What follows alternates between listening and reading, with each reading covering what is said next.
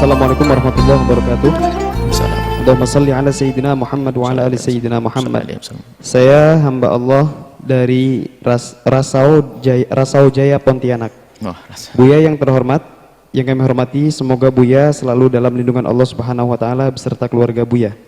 Kami mau bertanya, ada tetangga saya punya anak. Nah, anaknya itu dimasukkan pondok pesantren.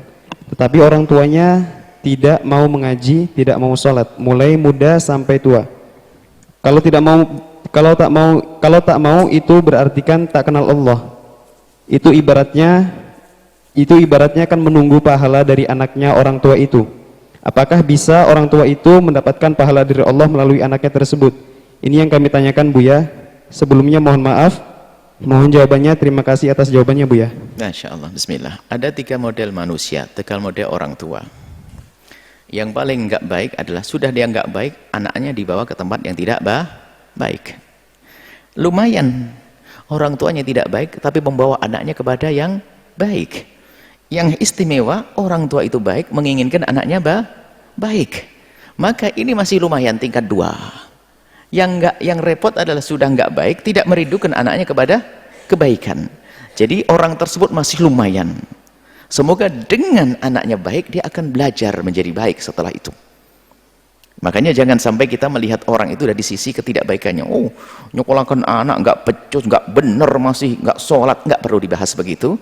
Sanjung bahasanya, luar biasa Anda menyekolahkan anak di pondok, istimewa. Nah itu, biar senang dia. Lalu kalau sudah senang, dia akan rindu kebaikan pada akhirnya. Jangan, kadang kita selalu melihat dari sisi negatifnya seseorang, positifnya dia. Bahkan mungkin kita anggap Anda istimewa.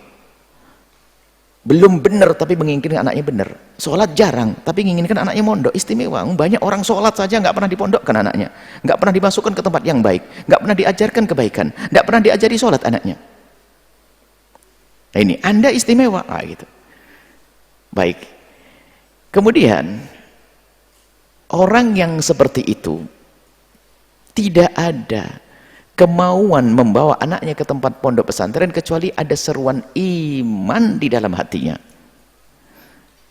Nggak mungkin, karena seruan iman menginginkan anaknya baik.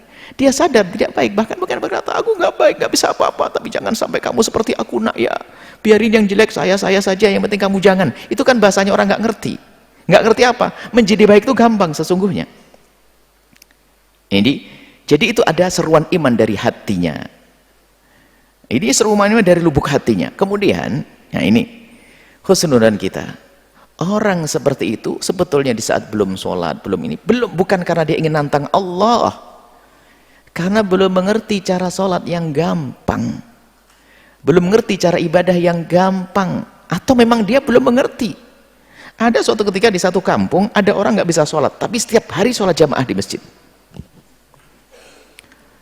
Itu ceritanya di sebuah pulau ya. Suatu ketika kita bercerita tentang begitu gampangnya sholat, begini. Langsung dia nangis, ceritanya apa? Saya itu datang ke masjid itu nggak bisa sholat karena sudah terlanjur malu mau tanya caranya sholat itu bagaimana.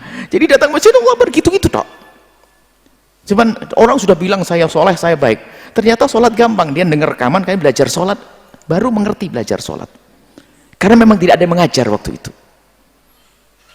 Jadi banyak orang yang tidak melakukan kebaikan atau melakukan kemungkaran bukan karena menantang Allah, karena nggak ngerti bagaimana cara sholat yang gampang. Termasuk semoga tadi yang dari Rasul, semoga beliau ini adalah termasuk golongan orang semacam itu yang memang belum bisa, belum biasa, belum pernah ngaji, tidak pernah hadir dengan ulama, tapi Allah ketuk hatinya untuk rindu kebaikan, dimulai oleh Allah dengan anaknya dibawa ke pondok. Pulang anaknya ngajari ibunya sholat, insya Allah. Maka jangan ragu, sejelek apapun dirimu, sejahat apapun dirimu, mulailah kebaikan yang bisa Anda mulai. Jika Anda mulai dari diri Anda, bisa mulai dari diri Anda. Kalau Anda mulai dari anak Anda, mulai dari anak Anda. Yang penting harus memulai kebaikan dari manapun dan dari siapapun, hendaknya kita mulai. Orang tersebut memulai kebaikan dari anaknya, dan istimewa.